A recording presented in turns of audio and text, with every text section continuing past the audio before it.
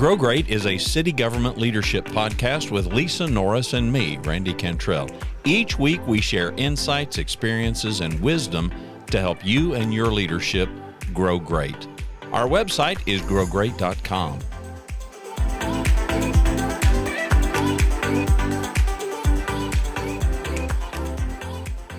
We've told you guys before, as Lisa and I are wont to do, we share these little quotes and things, and for us, it's a word, it's a phrase, it's an idea that stimulates some thought, and then we kind of percolate on it a little bit and kind of bat some ideas back and forth. And the one that Lisa sent not long ago was: a positive attitude brings much gratitude. Think positive, be positive, speak positive, do it every day, make it a habit.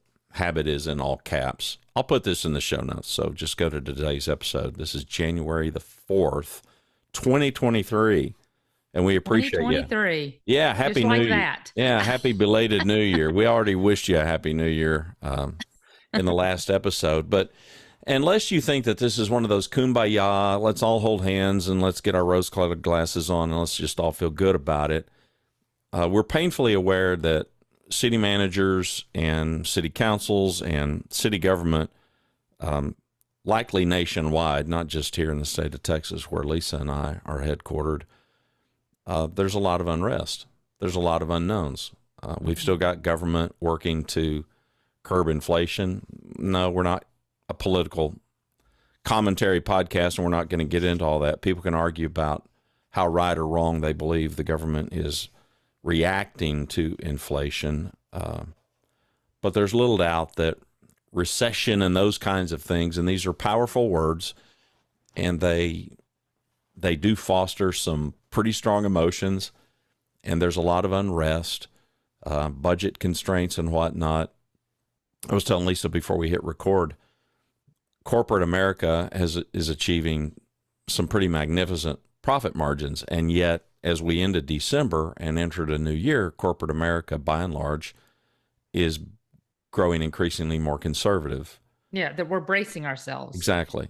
Mm-hmm. And so that level of unrest, that level of not knowing what the future is going to be, and by the way, that's always the case.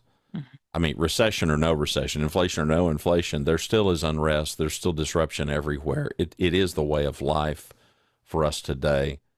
But Lisa and I were having this conversation offline about high-performing teams. And if anything, today's subject, nearly every show subject, is about high-performing teams. And I think the quote does speak to it, Lisa, of thinking the best, and we'll term it optimism, being grateful for the present, being grateful for the past, being grateful for the opportunities for the future, as well as embracing optimism and making that a habit. And I would only add to this another element that we don't talk near enough about. Well, there's really two that come to my mind, and that's love. Yes, love, and fun. And I think those are largely going to be the path forward. I'm going to be a prophet. I'm going to say that I predict by the end of 2023, the winners and the losers will have been the teams that are optimistic, they're high performing, but along with high performing, they love each other, they love their work, right, and they love achieving, and they have fun doing it. And no matter what the problems are, they're optimistic and they're always looking for the opportunities. Right. Yeah, I would agree. And as we prepare, all of cities and city government prepares for this at this point, and as we're recording this, for an impending recession, that's we're on the front end of that at this point, right? And if your city's not already doing it, I suspect they're going to start doing it. We started this kind of gearing up in after the budget process last year, in March and April and May, we were readying ourselves for what we believe was going to happen sometime in the next 9 to 12 months at that point. And I think I agree with you as to positivity. It is critical no matter what the challenge. This, like you said, there's some years a recession is not imminent. It just is another year, and you're bracing to make sure you can afford yourselves and you've got revenue streams coming in and you can fund new programs. But now the challenge is, we know it's coming. Will our programs cost more? Will our revenues decline? Will sales tax decline? And can we afford what we have before us right now and the positions we know we need to fund moving forward? We know we're going to have still more buildings with bond sales and more things happening. And I think positivity in this case is what's critical, because you have to look at it optimistically in light of all these difficult circumstances and find what you can control and what you can do well, because who wants to hear a negative message? I don't know how we're going to, what if our city manager said, I don't know how we're going to afford this. We're probably going to have to do cuts, guys. We're probably going to have to let people go. Yeah. And all those statements do no good by anybody. The message we've been communicating is, what can we do to continue to be a great city, to continue to serve our community? It's all positive messages of how we can contribute to the good of the group. And I think that has to become a habit, like the quote says. If you're doing it every now and then, your actions speak louder than words. So it has to be a continual habit of positivity to get the message across, to be believed and to be trusted, so that, as we've talked about in all our episodes, that those that are following you and those that are looking to you for your leadership will continue to go into battle with you at will and 100%, right? But if you have a negative message, it's going to start creating doubt. And that's the worst thing you can do in difficult times. Yeah, and less people want to think, yeah, okay, well, this is all this kumbaya stuff. It's not. It's very tactical. It's very strategic. Right. It's just practical. Right. And it's real in that if we focus on the negative, this isn't about let's all just think positive thoughts. This is, you said it. So when Steve Dye, the city manager of Grand Prairie, throws out the challenge to the leadership team, all the directors, we've got to figure out a way. Mm-hmm. We got to find a way. That is a positive communication. That is a focus on, we got to find a solution. That is a focus on, we need to seize an opportunity. And that's a focus on, I know you can. Yeah. It wouldn't be throwing it. So it automatically, through that simple statement, demonstrates trust in our abilities to help him find a solution. Right. And as a number one, my metaphor for the person who's got the most authority, and that, in this case, that's the city manager. It's a huge leadership moment. Mm-hmm. Because very quickly, any of you who have direct reports know all you got to do is start bemoaning something and the choir will chime in. Right. And you can't afford to do that. You can do it, but you're going to pay a price for it. And worse yet, your whole team's going to pay a price for it. And you don't want to be that. You don't want to be that leader. You want to be the leader that's showing everybody we can do this. Doesn't mean that you'll make it. Doesn't mean you'll succeed. Right. But if you don't start out that way, you got no shot. Yeah, I think, and it is just, who wants to be around negativity?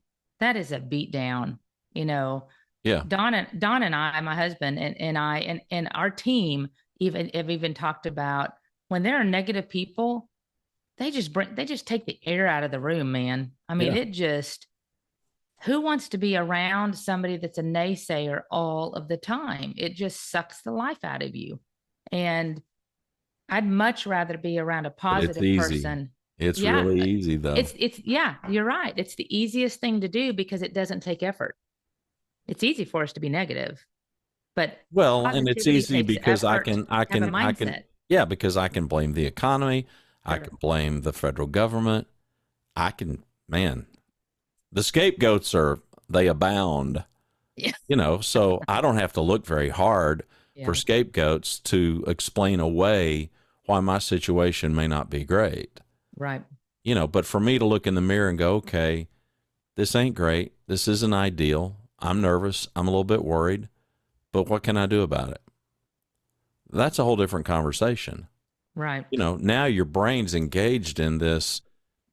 it's not this positive, let's all hold our hands up in the air and sing together. It's this real practical, okay, we got to figure this out.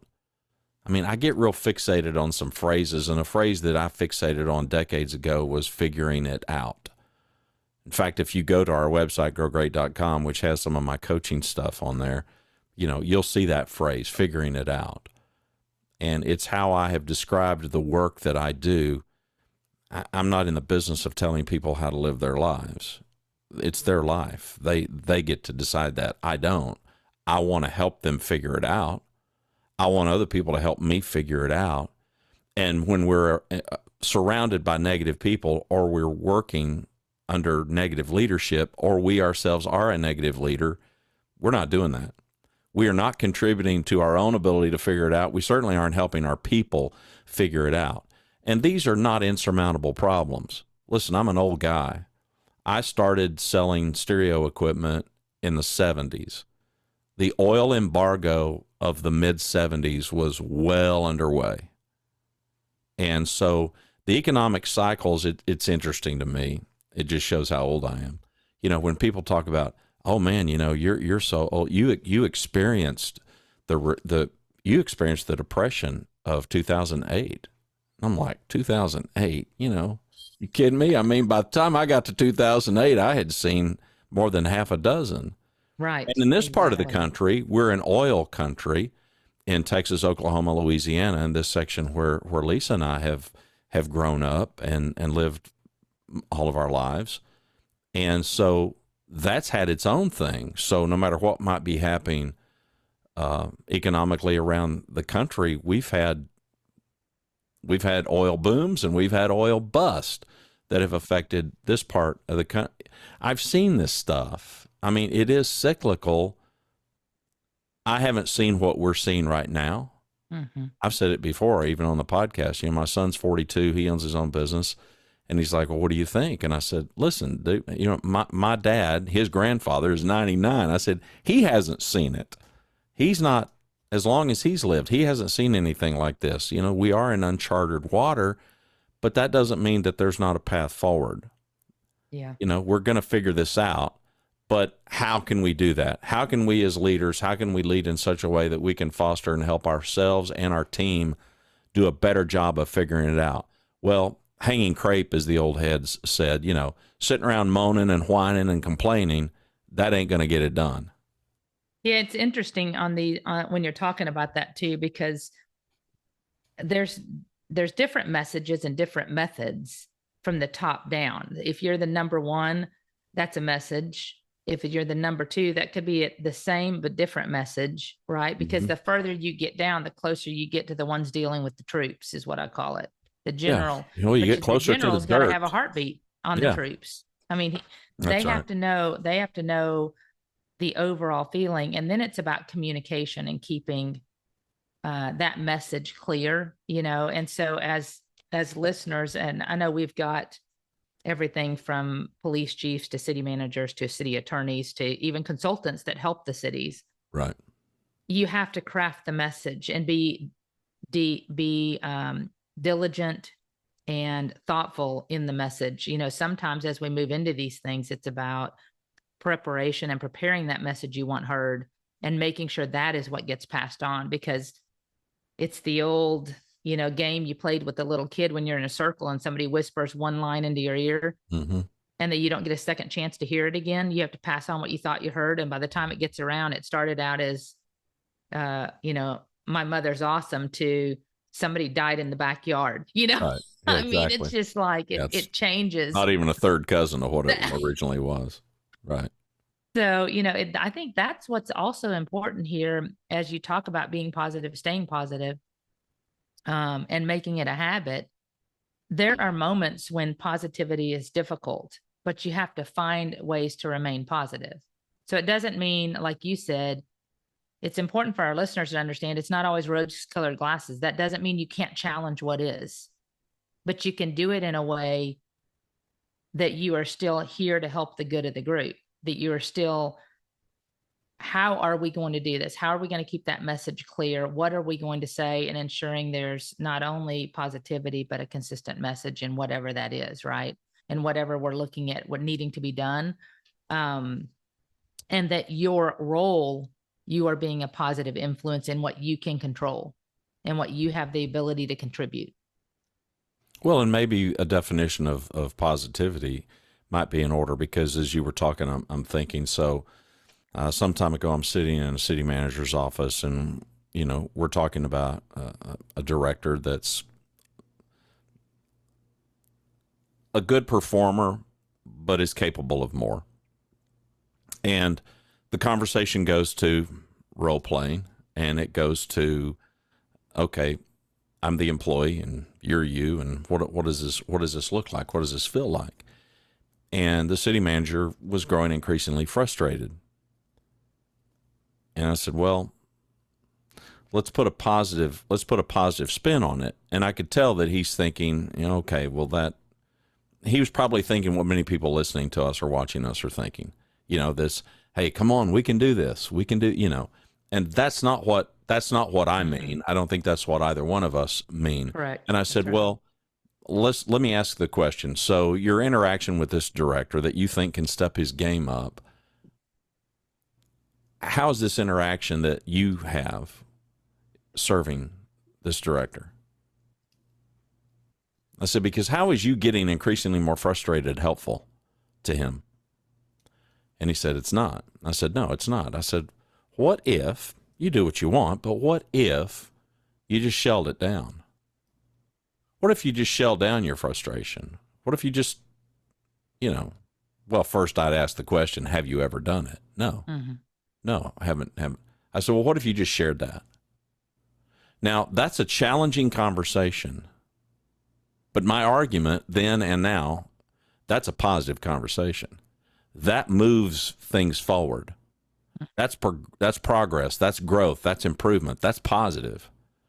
That's what's been going on, is not addressing it, not tackling it head on, not being honest and forthright and expressing, listen, you're frustrating the soup out of me. And here's what you're doing that's frustrating the soup out of me. And here's some things that you can do that can stop that. I mean, what director in their right mind wants their city manager to be frustrated with them? There's nothing positive about that. So think of when we talk about being positive and thinking positive and having a positive, think about that.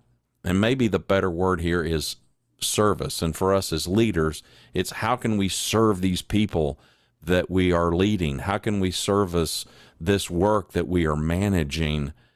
And the way we've got to do that by looking for the way forward.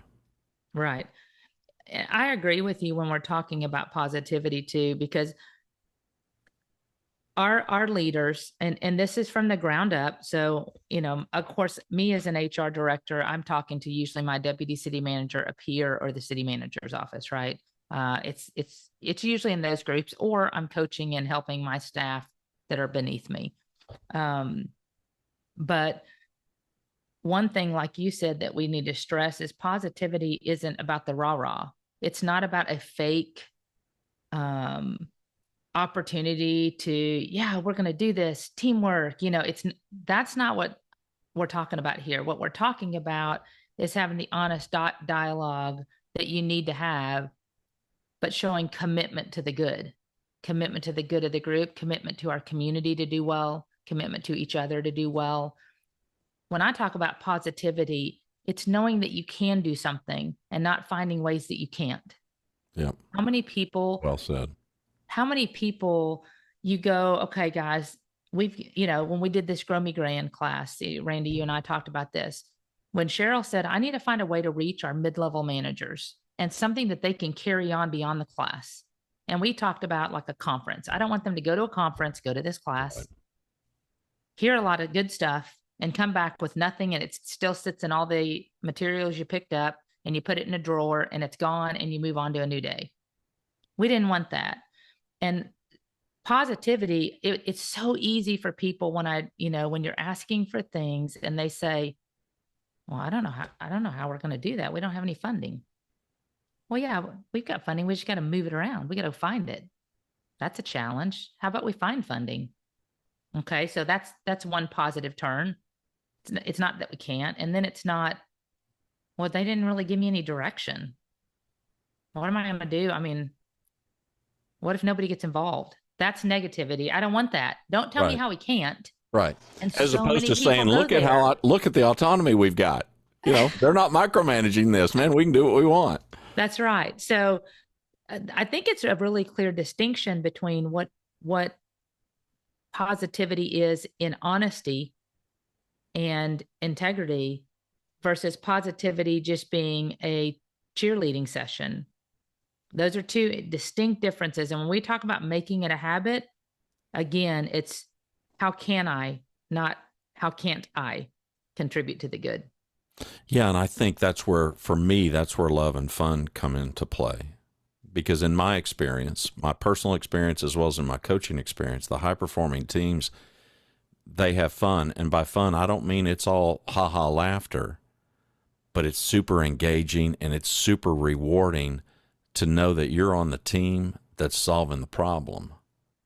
That's way more fun than being on the team that, oh, well, woe is me. You know, life's horrible. You know, the budget's shot.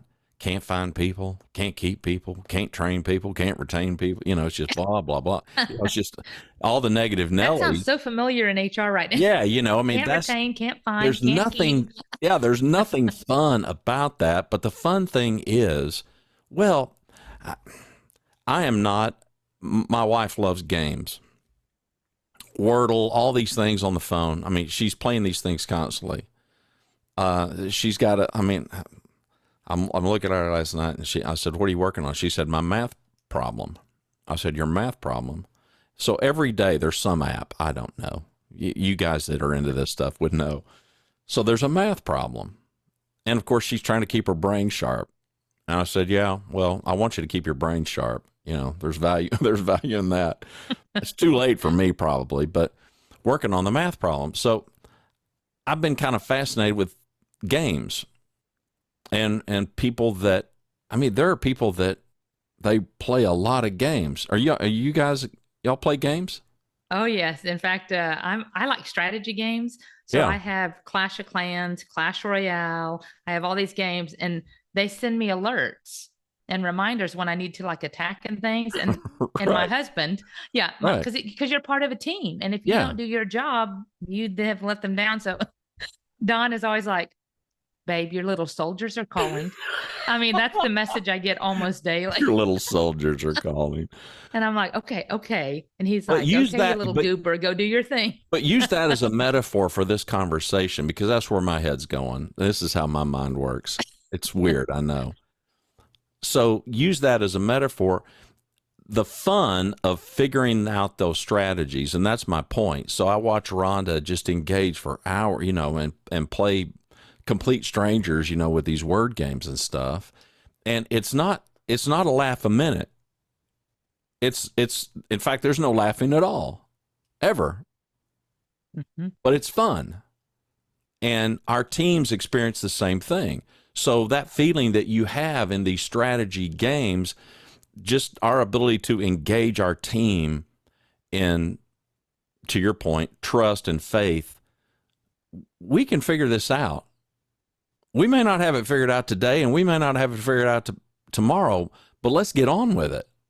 Well, not only that, but That's fun. That's engaging. As you have the fun, as you keep the positivity, what's critical here is it's contagious. People Yeah. will follow and mirror what they see in their leader. Now you'll have a few outliers. We all have had them. That's right. That don't choose That's that right. and don't choose to get on board. But generally, your good people are going to It's mirror hard and for those. mimic. It's hard for those people to hang on, though, if you get Right. it where the vast majority are bent the other way because you're the odd man out. I mean, at the very worst, you're It's just a culture shift, yeah, right? and that's what you want. That's right. And so as you go through that and as you engage and you do, I agree with you completely. Having fun appropriately at work, right? Engaging in the right things and ensuring your team. I always share with them. I'd love to hear them laugh. I love to hear them checking in on each other on how their weekend went. Yeah. We had an employee recently that wanted to take on our holiday. We have a holiday traditions in HR to do something as a team where we give each other. Well, she goes, I want to take December. And I was like, okay, you can have it. And she did little stockings for each person and personalized them with things for each person that they loved. Right. Like mine, she had deer all over it, right? That the little deer pasted everywhere. And then on the gifts they gave, she said, bring something that means something to you. It can be $1, it can be homemade, it can be whatever value you want, but just put it in the stocking and then we'll talk about it. And what a great way, as we're talking about positivity, she could have easily said, I mean, she's super busy, like all of us on our team, but she could have easily said, it's just too busy. You really need to take the lead on that. I just can't. Yeah. Or she could have just mailed it in, Yeah. Or just hung up a blank stocking and said, that's just going to be good enough. Yeah. But she didn't. She chose to take it to the next level and make sure we all had a good time sharing and learning about each other in that process. And those are the little things that kind of, when you talk about a high performing team and having that positive energy, that people want to follow, that people want to then contribute. And I would say for the audience, they'll fall off eventually. They'll come off. That's right. And I would say for the audience that what you've just heard Lisa describe is her personality. That's her personality as a leader. So that kind of activity, you may be sitting there thinking, well, we don't do that. That's not going to work in public works. The public works director is going, no, I don't think so. Well, the point being, Lisa's department, your department mirrors your personality. Right. And we're in a department that can also do it. That we know what makes us tick. And but other people, listen, somebody else could do it. The point being, your personality is your personality, and your style and those sorts of things. We are not talking about reinventing the wheel. We are not talking about you thinking, well, I need to be somebody completely different than who I am. No. And this year, we do want in this podcast to talk a little bit more at length about you leaning really heavily into yourself and the story that you tell yourself, the story that your people tell themselves, the story that you tell your people. These are all things that really, really matter. And that's where there's a million shades of gray, because it's not one size fits all. What Lisa just described that she does with her team, yours truly, I've never done. Right. I've never done any. It's not how I am. Now, how I am is very impromptu, spontaneous stuff that's completely unplanned, blindside the whole team with some moment of levity. That's more my style. It worked, right? It's you kind of being who you are. But the point still is engaging and fun for the team. And it can be that kind of fun, that laugh out loud, which I'm all about. I've made a confession here on this podcast. I cry every day. I shed tears every day. I also laugh out loud. I laugh out loud more than I cry, by the way. Anybody that's worried about me. I laugh out loud more than I cry, but it's fun, your strategy games, when your little soldiers, my little soldiers are worth something. I just need to confirm. Well, when your little soldiers call, I don't see you laughing maniacally as you're trying to figure out whatever your next play is going to be. No, it's not that kind of fun, but it's fun, or else you wouldn't keep doing this. Yeah, there's satisfaction in the challenge of figuring it out and making it work. And then the other times of throwing, I want to throw my phone. I looked at Dawn. We were on our trip up to, we just went, for those of you that don't know, I went on a 10-day trip to see all of my grandkids that I've been missing because they all moved. And, I got into a game I hadn't played in a while. That's a strategy game. And I did it twice and lost miserably. You have to try to take the other person's 3 towers in 2 minutes. Well, they destroyed all of mine, and I couldn't even get to the other side. And I about threw my phone and looked at Dawn. I said, now I remember why I hate this game so much. But did I stop? No, because now I'm like, I'm going to figure this out. I just Yeah. haven't played this in a while. So Right. it's the strategy component of not giving up, not, I mean, that sounds simple because it's a game, but my husband's over there and he said, you little nerdlings. Positive encouragement, like we're talking about. Yeah. But that Yeah, but it's challenge not so alone, little. It's those little everyday, it's those that's moments right. that make But up you every apply day of that, our working lives. that is exactly right. And going back to what we said at the beginning, it's about figuring it out, because that alone is being positive.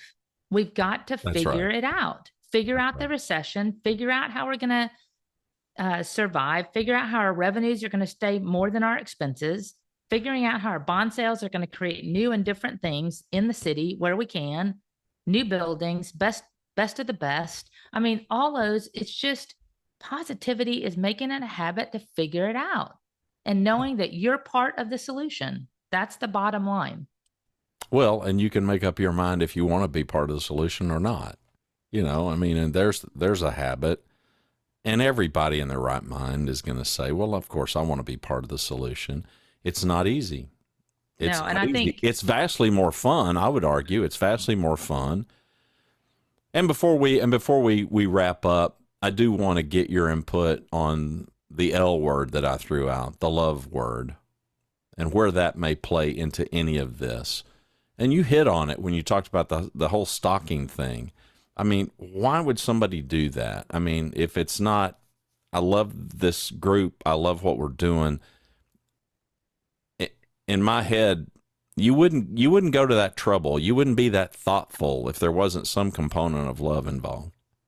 yeah, it's all about when you talk about loving your team, and I say that out loud, probably not daily, but I genuinely care for them like they are an extension of family just at work, right? Hmm. They are my family at work, and I protect and want to be proud of them just like I do my own family. And that's the component of love I talk about, because as we apply that at work, it can get you can get so much more out of people that you have their best interest at heart through love and their success than you ever can by just coming in every day to get a job done and go home, because then you're only looking out for yourself. So that component of caring for your team, caring for their success, uh, bringing out the very best in them, that's the component of that I would talk about, because you become high performing when those things are at play. And if you look around and your team is struggling and you cannot figure it out, I can almost guarantee one of those components is missing. One of the Either there's a lack of positivity, there's a lack of love, focus on others, right? Yeah. Focus on others, or there's a lack of that camaraderie, which in my mind is equivalent to fun. It's camaraderie, knowing that you got each other's back and Yeah. that's vested in them. One of those three is missing if you look around and your team is not performing well. And that usually comes from the top of us as leaders. And we talking about positivity, you got to figure it out, because that will break your team and you will continue to have turnover and you will continue to have dissension and people leaving and a culture that's prohibitive, if you don't start really taking a deeper dive and looking at those things yourself and how you can make an impact for the good and start changing that culture. Yeah, there's an interesting paradox to me of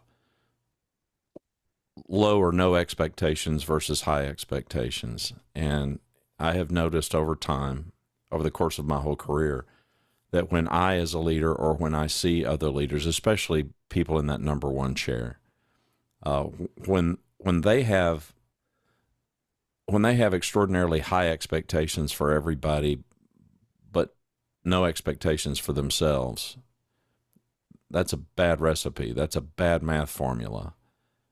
And yet, when we can have kind of no expectations for ourselves, in that I'm not looking for what I can get out of this, and we have high expectations for other people, in that I'm looking for what I can help them get the most out of, that math works. and yet it's the exact, it sounds like the exact same thing. So a leader has no expectations for himself, high expectations for his people.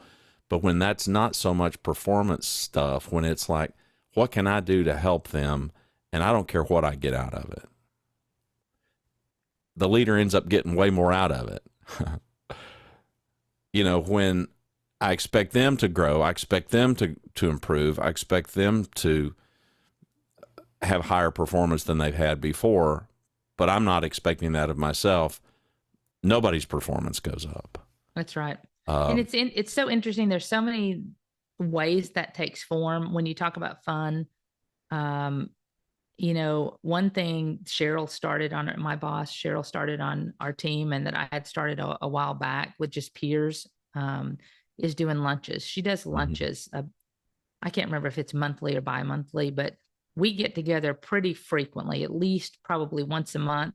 And she just has us go out together as directors, her team, and then she started inviting some others. And then one of the other newer ACMs decided, can I join in too? Can I invite my team? Because I love this. And she had a smaller team. Mm-hmm. And she said, can I invite ours? And we all just get together, and we're not going to talk work.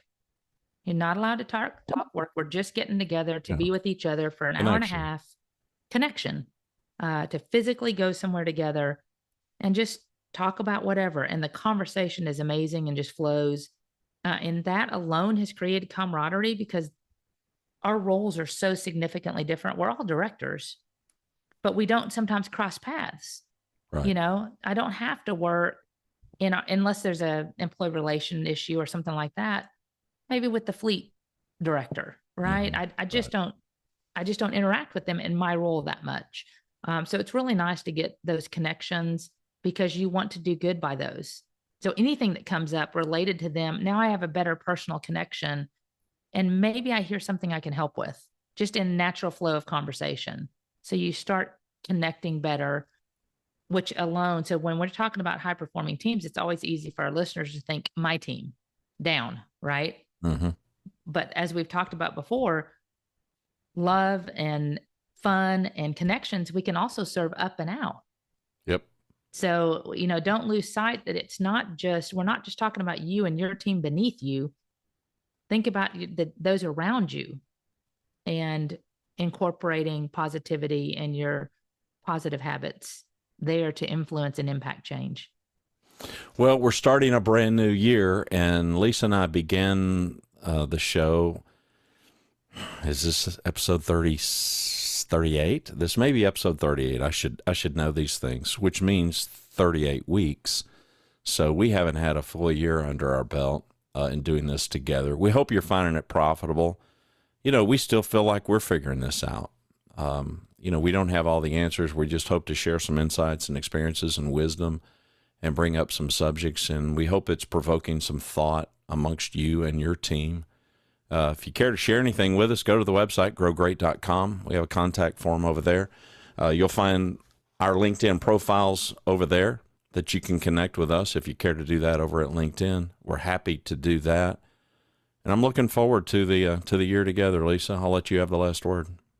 Me too, Randy. I've so enjoyed this. I hope our listeners are enjoying it. We get positive comments. Be sure and connect with us on our page. Email us if you have any thoughts. We'd love to share. And I just wish everyone a happy new year. Create those habits. Maybe this is something you can focus on instead of the traditional work, weight loss. Creating a habit at work that has a lasting impact. As you said, Randy, I'll leave it with you on your final closing comments. Well, I would say this. I don't know what the future holds as far as 2023. I'd be doing something different than what I'm doing probably if I had that kind of skill or that kind of brain power. But come on, we're all adults here. We've gotten through bad times before, and whatever they look like, we can either contribute to figuring it out and making it better, or we can chime in with where I can promise you the vast majority of people are going to be. The herd is going to be hanging crepe and whining and moaning and complaining. So you can join them if you care to. This podcast, well, the final phrase that I always use in all the show notes and even at the end of each show is be well, do good, grow great. And you just don't do that, by behaving that way. So if you're listening to us, you're not wired that way anyway. So that's the good news. Birds of a feather flock together and all that. Happy New Year, everybody. Thanks for watching and listening to Grow Great, a city government leadership podcast. For Lisa Norris, I'm Randy Cantrell. Be well, do good, grow great. The website is growgreat.com.